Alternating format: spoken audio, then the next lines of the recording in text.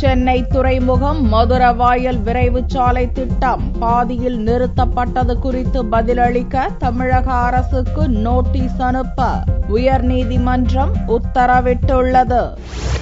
சென்னைக்கு வரும் 3000த்திற்கும் மேற்பட்ட கண்டெய்னர் லாரிகளால் ஏற்படும் போக்குவரத்து நெரிசலை குறைக்க கடந்த 2006 19 கிலோமீட்டர் தொலைவுக்கு சென்னை துறைமுகம் முதல் மதுரவாயல் வரையில் அதிவேக விரைவு சாலை திட்டம் துவக்கப்பட்டது.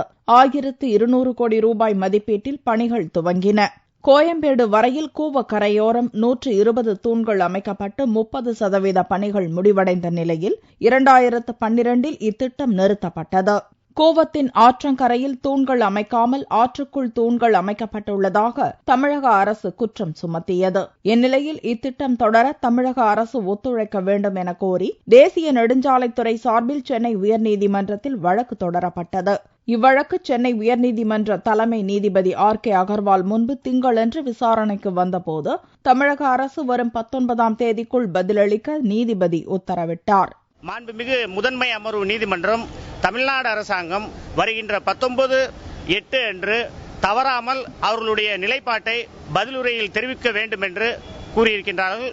இந்த வழக்கு வருகின்ற 19/8 அன்று ஒத்திவைத்துள்ளது.